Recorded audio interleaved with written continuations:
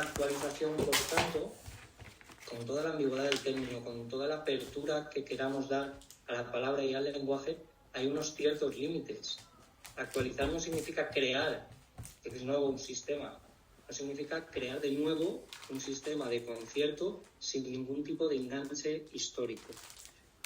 Por cierto, la actualización que se adopta con enganche en el Estatuto Vasco, lo que de constitucionalidad, a mi juicio es abiertamente inconstitucional cuando hace residenciar los derechos históricos en el pueblo vasco, ni siquiera en el pueblo de los territorios forales, sino que se crea un ente mítico, que es ese pueblo vasco, ¿no?, que toda la velocidad depositario de esos derechos históricos que históricamente nunca le han correspondido porque no había como tal pueblo vasco.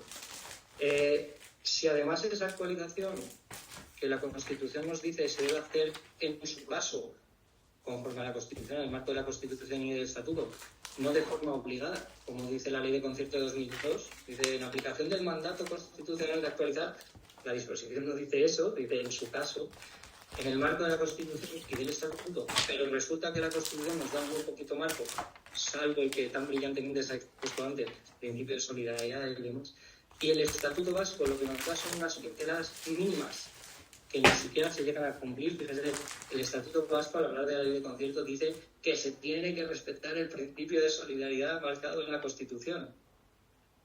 ¿Cómo se lleva a la práctica eso? De ninguna forma, retórica, pura retórica. Si al final creamos un marco blanco y la Constitución nos dice que la actualización se va a hacer en el marco de la Constitución y del Estatuto, estamos haciendo que por vía de Ley de Concierto se pueda hacer cualquier tipo de régimen como se está haciendo. Ampliar todo lo que se quiera un régimen como se está haciendo. Y en el marco de la Constitución y el Estatuto es una previsión constitucional. Tenemos que dotar de contenido a ese marco y no se ha hecho, o cuando se ha hecho mínimamente, no se ha respetado. Fíjense además que cuando hablamos de la disposición adicional primera estamos hablando de una excepción. La debería decir de una excepción excepcionalísima. Y como todos saben, quizás los alumnos de primero todavía no, pero yo lo van a saber, las excepciones en derecho se interpretan restrictivamente. Si uno tiene dudas sobre si algo es actualización o no, sobre si respeta el marco o no, como es una excepción, tenemos que interpretarlo restrictivamente. No se debe permitir. Ya digo que parte de mi intervención, no agradezco el tema, porque parece que hago un derecho histórico cuando se está hablando de ampliar el sistema a otras comunidades, ¿vale? Pero cuando hablamos de País Vasco incluso, se nos olvida que esa excepción es una excepción y como tal tenemos que interpretar restrictivamente todas las apreciaciones, todas las derivaciones del modelo que se han venido haciendo desde la Ley de Concierto, sobre todo de 2002. ¿Excepción a qué? Pues excepción a la igualdad de la ley, lo sabemos, se ha hablado aquí, el Estado autonómico tiene un margen, ¿no?, de diferenciación, pero no puede excepcionar base la esencia de la igualdad de la ley. Excepción al principio democrático. La Ley de Concierto al final no deja de ser un pacto entre gobiernos, comunidad autónoma, Estado, al que las Cortes ponen su sello, lectura única, sin enmiendas, no hay principio democrático, no hay discusión como tal. Incluso al principio autonómico. El principio autonómico se ha expuesto muy bien, no voy a detallar, pero el principio autonómico lleva dentro de sí inherente el principio de solidaridad. La autonomía sin solidaridad y sin lealtad no es autonomía, con lo cual hablamos también de excepción al principio de autonomía. Incluso se ha hablado, en algunos casos, lo ha hablado el profesor Tajadura, de una excepción a la propia concepción de la Constitución como algo racional, normativo, y no mero depositario de un acervo histórico, acrítico, etcétera, etcétera. Fíjense, la disposición adicional primera, pues sobre todo cómo se ha desarrollado todo el contenido que se le ha dado, no deja de ser, y lo tenemos que ver así, un residuo de cierta soberanía que se quería defender, hay un residuo por ahí, pero ese residuo se ha convertido además en una semilla de potencial soberanía y el PNV, el Partido Nacionalista Vasco, no lo escondía cuando negociaba en la Constituyente, decía que lo hacía para poder poner ahí, incardinar ahí cierta soberanía fiscal y de muchos otros tipos, ¿no?, que sabemos que siempre han defendido. Esa lucha simbólica, ¿no?, que ha convivido en nuestro país desgraciadamente tanto con la lucha sangrienta que a tantos ha matado. Si creo luego ya termino para no excederme. a todo este modelo que dudosamente entra dentro de esa disposición adicional primera, se ha llegado a blindar procesalmente, ¿no? Se ha blindado para que las normas forales, fiscales y vascas y navarras solo se puedan recurrir ante el Tribunal Constitucional. Miento, porque como parámetro entra también la jurisprudencia del Tribunal Constitucional, y el Tribunal Constitucional ha dicho que, bueno, hay partes que quizás se pueda seguir yendo a la jurisdicción ordinaria, menos mal, porque hay un artículo de la Constitución que dice que los tribunales controlan la potestad reglamentaria, menos mal. Pero lo cierto es que en la práctica se hizo esa reforma y se ha conseguido con esa reforma blindar procesalmente las normas forales, fiscales vascas. ¿Blindar contra quién? Contra ciudadanos de comunidades limítrofes de La Rioja, de Cantabria, que veían una competencia desleal con las vacaciones fiscales vascas, con las mini vacaciones, con un montón de disposiciones que atraían muchísimo capital a las comunidades autónomas por esta vía, ¿no? Fíjense aquí además que estamos en una reforma de las muchas, ¿no?, que ha habido tristemente, hechas claramente contra unos ciudadanos españoles y contra unos territorios específicos. Si eso no es una vulneración del principio de lealtad, por abierto y ambiguo que queramos tener, pues ya no sé qué será una vulneración del principio de lealtad. Para concluir, por resumir, cuando nos preguntamos si el concierto vasco tiene encaje constitucional, al hablar de encaje podemos hablar de un puzzle donde todas las piezas cuadran unas con otras perfectamente, suavemente. Si a alguien le gusta lo entenderá, qué gozo cuando entra la pieza en su sitio. Pero hablamos también de encaje cuando metemos una pieza a presión, encajamos una pieza ahí que va haciendo cuña y al final, oye, parece que algo encaja, la mitad se queda fuera. El concierto vasco es más de lo segundo que de lo primero. Tiene más de esa pieza que hemos metido a martillazos en la disposición adicional primera y que hay parte que ha ido entrando y de ahí se ha abierto cuña, que del mero punto. Segunda conclusión a la que también llego en esa disposición adicional primera, y esta ambivalencia un poco entre la historia, ¿no?, los derechos históricos y la propia actualización por voluntad de ese pueblo vasco mítico que se ha creado, etcétera.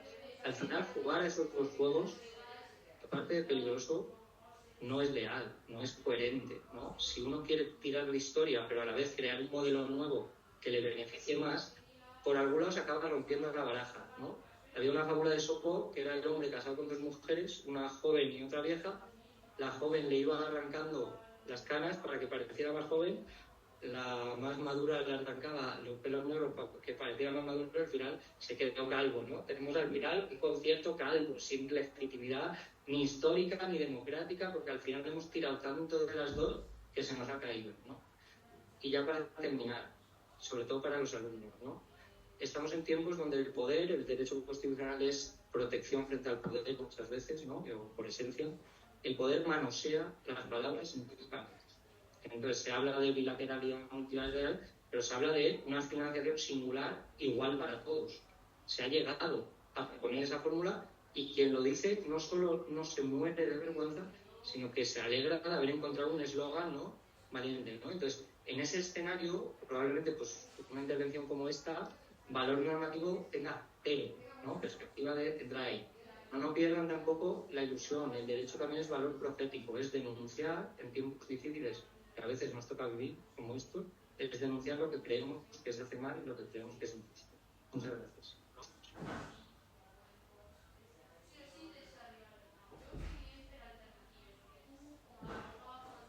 Bueno, pues simplemente unas breves reflexiones por respeto institucional también a la consellera, por concluir un poco este panel, ¿no? Me corresponde a mí cerrarlo y la idea era un poco trasladar el debate de la financiación singular de Cataluña, el debate que se ha suscitado a lo largo de esta tarde, y también fundamentalmente hacerlo poniendo negro sobre blanco también la propuesta de la Comunidad Valenciana que se concretó, aunque no llegó a plantearse como texto articulado, en una propuesta de reforma constitucional y que ni siquiera era una propuesta de reforma constitucional al uso, porque por lo general las comunidades autónomas pues no han planteado en el debate político constitucional una iniciativa de reforma, por lo menos con la arquitectura que tuvo la reforma constitucional que plantea la Comunidad Valenciana en 2018.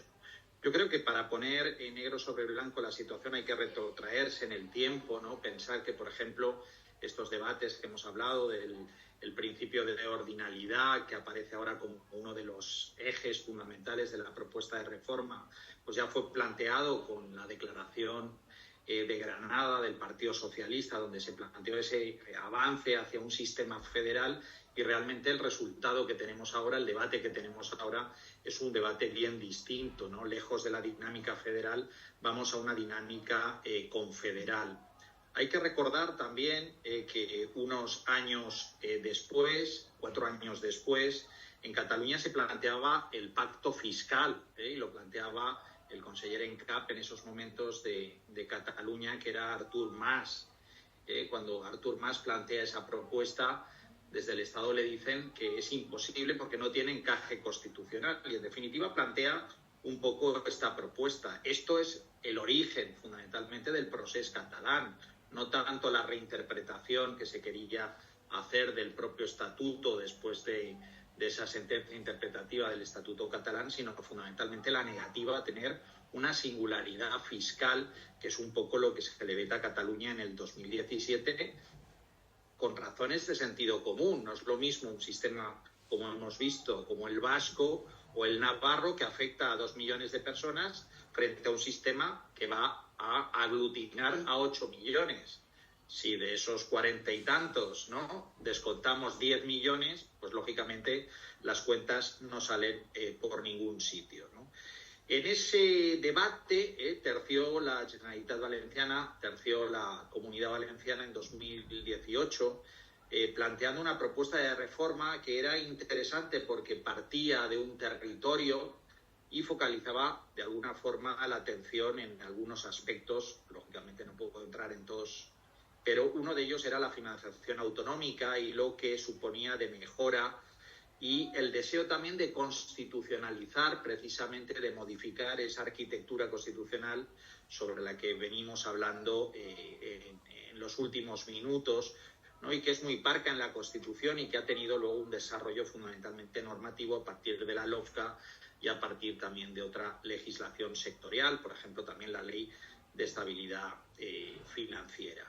Desde esa perspectiva era una propuesta política que se planteaba desde el gobierno valenciano, una propuesta política que se hacía por un gobierno de coalición, un gobierno que aglutinaba distintas sensibilidades, Partido Socialista, el nacionalismo, digamos, de izquierdas, e incluso Podemos, que no sabía muy bien cómo catalogar.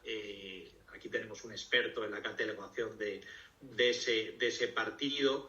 Pero fundamentalmente planteaba una propuesta desde el territorio. Esa propuesta del territorio era muy interesante porque planteaba fundamentalmente algunos elementos que yo creo que tenemos que tener en cuenta desde la perspectiva valenciana en relación a esta propuesta. La primera que se hacía es que planteaba o argumentaba que las deficiencias del sistema de financiación autonómico no solo producen desigualdad de oportunidades entre territorios, o dicho de otro modo, privilegian unos territorios frente a otros, algo que está prohibido constitucionalmente, sino que generan disparidades en la capacidad de ejercicio del autogobierno. Lo interesante fundamentalmente de esta propuesta es con el profesor